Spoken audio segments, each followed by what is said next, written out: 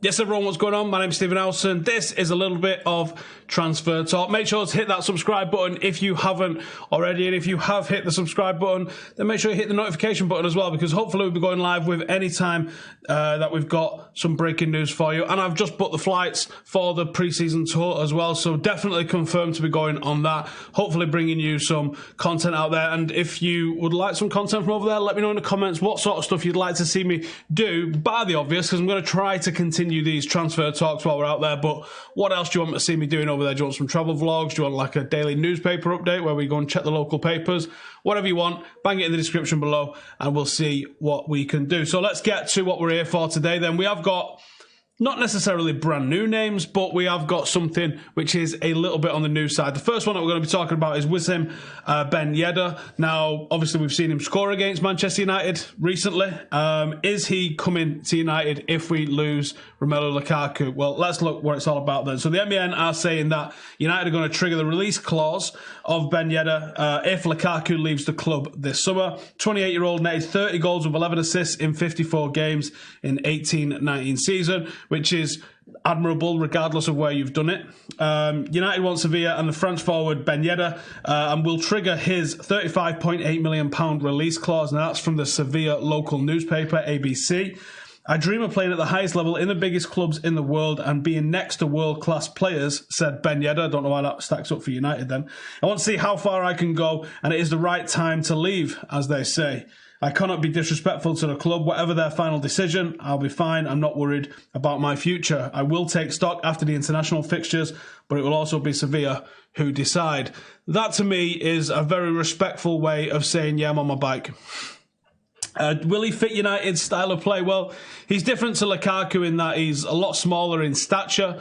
He's very good in the link-up play. I could see him being quite useful for what United need. And he doesn't fit the mould in terms of this archetype 18 to 21-year-old that United appear to be going for. He's small, 5'7". You wouldn't call him physically imposing in any stretch of the imagination, and he's certainly a lot older than what we've been normally looking for. I think he's a very good player, and we do need experience throughout the spine. He might add a little bit of experience, and to be honest, £35 million release clause, it's nothing in today's money, is it? So I wouldn't be against this if we brought him in. I'd be very interested to see what impact it has on the likes of Tony Marshall and Marcus Rashford. But proven goal scorer, experienced goal scorer, we could do a lot worse, I think. We could definitely do a lot worse. Now, someone that did it on the continent and then proved it in the Premier League is Pierre-Emerick even, Aubameyang Patrick. United have been linked with him. A little bit of a shock. The last couple of transfers couldn't have really gone much different, could they, in terms of how they ended up from Arsenal to United. Robin van Persie, obviously, an extreme success. Alexis Sanchez, not so. The reports in Italy, I don't know why Italy is the place that these are emanating from, have identified Aubameyang, United have identified Aubameyang as a perfect replacement for Lukaku should the Belgian leave this summer. I reckon there's probably some truth to both of these guys being on a list of some sort. If you was to give me my choice out of the two, I think going with Ben Yedder makes a little bit more sense than Aubameyang, although I'd love it just for boiling all the Arsenal fans' piss. So they reckon Aubameyang's wanted by United this transfer window, and TalkSport journalist Andy Goldstein did break the news last week on that one. He said, I've got someone on the inside who very often tells me transfer gossip. I would say he's got a quite high ratio, 75%. He told me about Tony Marshall, which I tweeted 2 days before United even made their approach. United did something similar with Van Persie. Lukaku is not doing it for Solskjaer. I think it's crazy money for a 30-year-old with 70 million being the first offer. Yeah, I think he's right on one thing at least, which is the 70 million is kind of crazy for someone with basically no resale value. If it was a little bit less than that, I think that'd be a pretty good deal. The question marks over whether he could do it in the Premier League got answered with a swiftness. Aubameyang absolutely smashed it for Arsenal. Can I see him playing what I think Solskjaer's trying to build at United? Yeah, I probably could, to be honest with you. I really could. A little bit like Ben Yedder. I see him being someone that could definitely try and do that sort of thing. So let's see if there's any truth in that. I think that in both instances, both for Ben Yedder and Aubameyang, we need to see Lukaku moved on before any approach happens for either of those. Although it does seem like you get into the final stages of the Lukaku one. So I reckon that we may now start to see some movement on both of those. And for me, Ben Yedder, if he's the number one on the list, that should be a quite straightforward one to go and get done, I would imagine. On the outs then, we've got Paul Pogba, as usual. Pogba's set to meet Solskjaer next week at training and reiterate his desire for a move this summer. That's according to Real Madrid mouthpiece Marca. Of course he's going to meet him at training. I would imagine Solskjaer's going to have a one-to-one with every single player that looks like there might be a bit of an issue with. Otherwise, is he even doing his job as a manager if he doesn't do that? Juventus are trying to convince Adidas to assist them in securing their old player, according to Italian reports. Hang on, who makes our kits? Why would Adidas side with one of their teams that they sponsor over another? That makes no sense to me whatsoever. The global sportswear brand have a deal with Juventus that runs until 2027. Pogba's a key Adidas athlete, but given that United are also in partnership with them, I think that's a little bit of conflict of interest, if you ask me. Correo del Sport are also saying that the French midfielder is being lined up for a stunning £135 million trip to Turin this summer. Now, for me, if we're going to get rid of him, it's got to be in the 135 to sort of 150 sort of £1 million, because otherwise United shouldn't be losing money on this guy in the slightest. There's absolutely no way United should be losing money on this. We should only be actually making a profit on Pogba going absolutely anywhere. Well, I think we're about to announce Wan-Bissaka at some point today. I imagine they're just doing all the press conference stuff and talking to whoever. Give us a like if you're absolutely buzzing that you're probably not going to see Ashley Young featuring at right back, although there's no guarantees he don't play left back. Make sure to like that video if you're excited about Wan-Bissaka. Can I just talk about him for a second? Because in Wan-Bissaka, I've said it a few times, and I've been reading some more neutral sort of analysis on Wan-Bissaka. United have got a truly elite defensive defender. Now, there are still question marks about what he can do with the ball at his feet. But if you've watched Wan-Bissaka for any length of time, you'll know that he's very good at the interplay, that close little one-touch stuff that realistically a fullback's not traditionally known for. Traditionally, you want to see your fullbacks do what Gary Neville did, what Trent Alexander-Arnold does, and to an extent what Kyle Walker does, which is either get to the byline or cross from a little bit deeper. Now, Wan-Bissaka doesn't do that. He is a more modern style of fullback in that he's got that sort of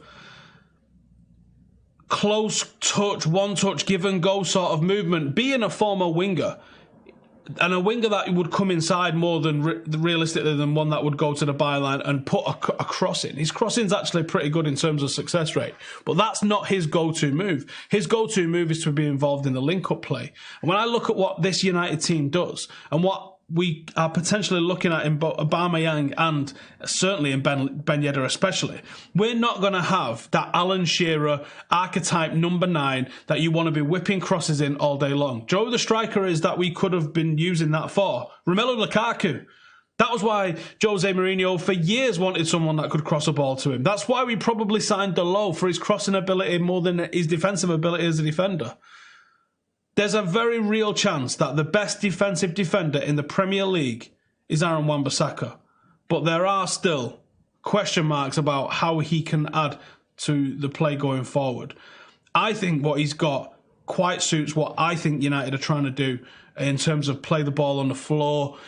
Look at some of those games when Ollie first took over. If you look at the number of crosses, because that's the sort of shit that I'll look at, the number of crosses per game dropped significantly in those first couple of months. They came back a little bit as I think United switched back to kind of what we knew in those last couple of months. But those first couple of months, we barely crossed it.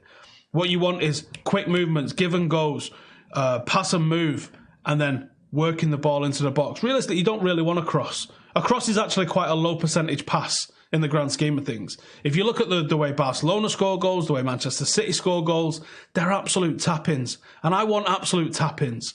Doesn't matter if you score spectacular goals. If you score these really low percentage screamers from 40 yard out, yeah, they look amazing. The reason they look amazing is because they're hard to do. I would be well happy if all our strikers was putting in 25 tap-ins a season, because that means that you're going to be winning games and climbing up the league table. I think we're going to surprise some people. Let me know in the comments what you guys are thinking. I'm going to start reading some of these. Luke Shaw doesn't cross. Wan-Bissaka's play is similar to Luke Shaw. Correct. Luke Shaw's not known for his crossing a little bit. If you are buying the kit this year with a name, give tribute to one of our old boys. Let Everett Park, Kolar Sharp be the biggest shirt seller. That's an interesting thought. Hadn't thought of that one. Got a super chat in here from Daniel Dewey. He says, would prefer Ben Yedder. Younger, hungrier, just seems better all round. Loving the video, Steve. Thank you, brother. I like the sound of Ben Yedder. Now, he's not at one of the sexier teams that's in there, but you score 30 goals. I don't give a shit if you're playing in the Draws and Sunday League, man. If you can score 30 goals in any level, and obviously he's done it against United. You can do it anywhere, I think. So, let's see what the crack is with that. Tony says, Ben Yedder would be good, fairly cheap, proven goal scorer, adds experience, also would hinder, he also would hinder, I don't think he means wouldn't, hinder Rashford or Tony's development. Harry says, Wan-Bissaka improves our weak right-hand side. What's the hold-up with Wan-Bissaka? I don't think there is a hold-up. I just think the club are taking their time over it, and I don't really know why. Yeah, Ben Yedder would be short-term. But I don't have an issue with short-term, providing that the short-term stuff's in line.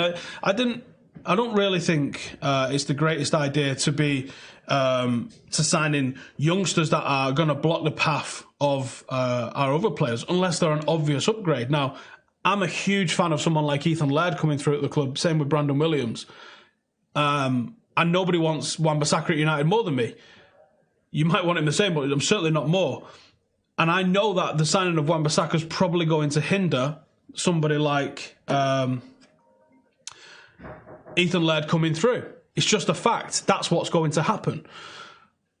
I don't mind it when it's someone as good as Aaron Wan-Bissaka. I mind it more when it's somebody like Longstaff coming through. And I go, he's okay. Is he a definite first choice upgrade that demands to start? No, Aaron Wan-Bissaka is. And that's why I'm happy that United have signed him. Listen, thank you guys for joining us. I hope you have an absolute belting weekend. We should have some more great podcasts for you next week. So make sure to subscribe. I will see you guys in the next one. Laters.